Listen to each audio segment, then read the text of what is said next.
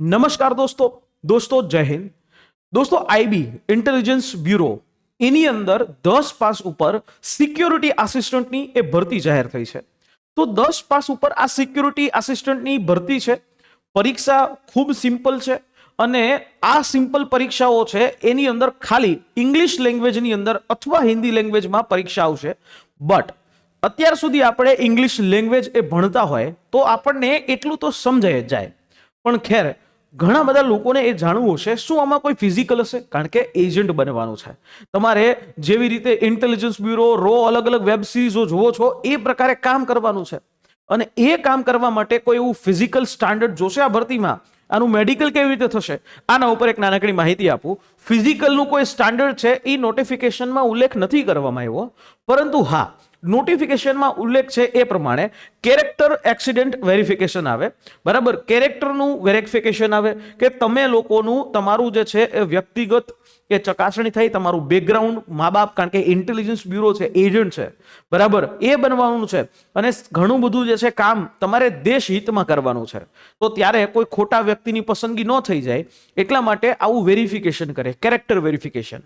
તમારું પરિવારનું બેકગ્રાઉન્ડ છે એ જોવે, પોલીસ વેરિફિકેશન થાય અને અથવા કોઈ આઈબીના જ લોકો તમારા ઘરે આવી અને આજુબાજુમાં પણ આવું સ્પેશિયલ ઇન્વેસ્ટિગેશન છે એ કરે, બરાબર। અને આની અંદર એ શું કરવામાં આવે, તમારું નામ જોવે, સરનામું જોવે, તમારું જે છે એ જે પણ ઓળખ છે, આઈડેન્ટિટી છે એ જોવે, આ ભાઈ ત્યાં રહી છે, તમારો કોઈ ક્રિમિનલ રેકોર્ડ નથી ને, તમારી પર કોઈ એફઆઈઆર તો નથી થઈ ને, તો એવા રેકોર્ડ હોય, એવા કેસો હોય એ એના ઉપર તપાસ કરવામાં આવે। તમારા પરિવારના સભ્યોને મળવામાં આવે, તમારા પરિવારના સભ્યો છે એને પૂછવામાં આવે આ ભાઈ વ્યક્તિ છે એ તમારો દીકરા છે શું નહીં, પરિવાર શું કામ કરે છે, તમારી વાઈફ શું કામ હોય તો વાઈફ શું કામ કરે છે, મા બાપ શું કામ કરે છે એ જોવે। તમે જે એજ્યુકેશન ડિટેલ્સ ફોર્મની અંદર આપેલી છે શું એ યોગ્ય છે, બરાબર છે કે નહીં। એટલે કાં તો આઈબી તરફથી કોઈ વ્યક્તિ છે એ તમારે ત્યાં માટે ત્યાં મુલાકાત લે અથવા તો પોલીસ દ્વારા ત્યાં તમારી ઘરે એ મુલાકાત લઈ અને આવી માહિતીઓ છે એ લેવામાં આવશે। આને કહેવાય કેરેક્ટર વેરિફિકેશન। એના પછી મેડિકલ એક્ઝામિનેશન આવે। મેડિકલ એક્ઝામિનેશન છે એ લગભગ બધી જ સરકારી નોકરીઓમાં હોય જ છે। આ સિક્યોરિટી આસિસ્ટન્ટ આની ભરતી છે। આના માટે તમારું સૌથી બેઝિક વસ્તુ હોય જેને કહેવાય આઈ ટેસ્ટ। આઈ ટેસ્ટ જે છે એ લેવામાં આવે। નિયર વિઝન અને કલર વિઝન, કલર બ્લાઇન્ડનેસ ન હોવું જોઈએ, નજીકનું પણ દેખાવું જોઈએ, 6x6 અથવા તો 6x9 આનું વિઝન છે એ તમારી પાસે હોવું જોઈએ। જનરલ હેલ્થ ચેકઅપ થાય, તમારો ડેટા જે છે તમારા શરીરની અંદર કોઈ હાડકા જે છે એને તૂટેલા XYZ કે જે કંઈ પણ હોય એ તમારે એ ડિટેલ આપવાની આવે। તમને કોઈ એવો અસાધ્ય રોગ તો નથી ને, ફ્લેટ ફૂટ છે, બો લેગ્સ છે, લેગ ઉપર તપાસ થાય, કારણ કે ઘણી વખત આવું થાય કે દોડવાનું પણ આવી જાય, એટલે આ બધી વસ્તુઓ છે એ ચેક થાય, બરાબર। તમારો ઊંચાઈ લેવાય, વજન લેવાય, તમારું ચેસ્ટ છે એના માપો છે એ અહીંયા મેડિકલ ટેસ્ટ છે એની અંદર થાય।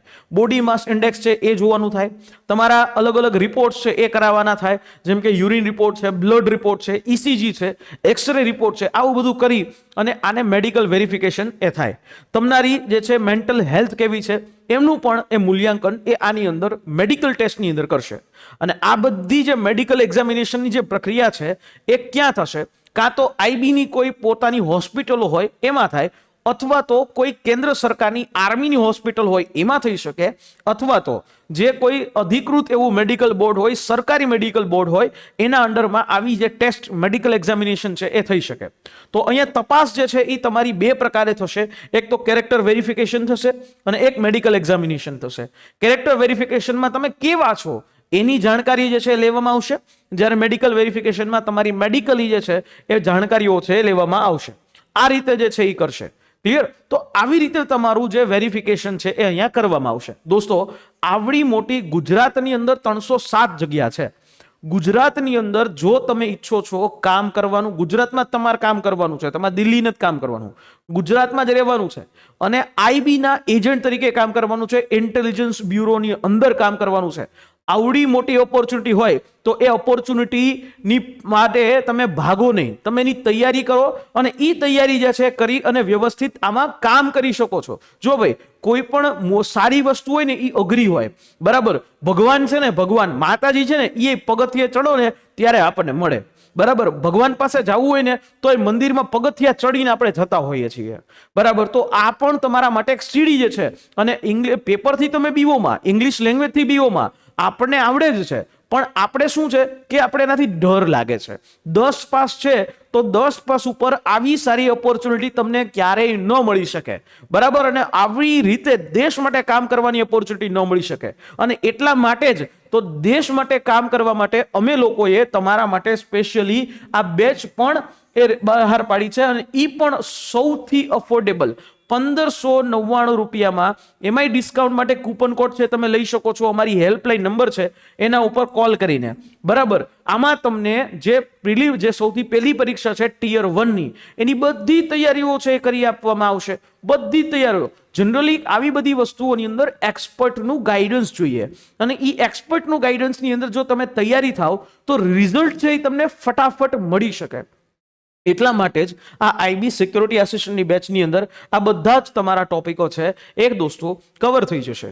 આશા રાખીએ આ માહિતી સમજાઈ હશે. આ ભરતીથી રિલેટેડ કોઈ પણ માહિતી માટે પણ અમારી હેલ્પલાઇન નંબર છે, એના ઉપર કોલ કરી શકો છો.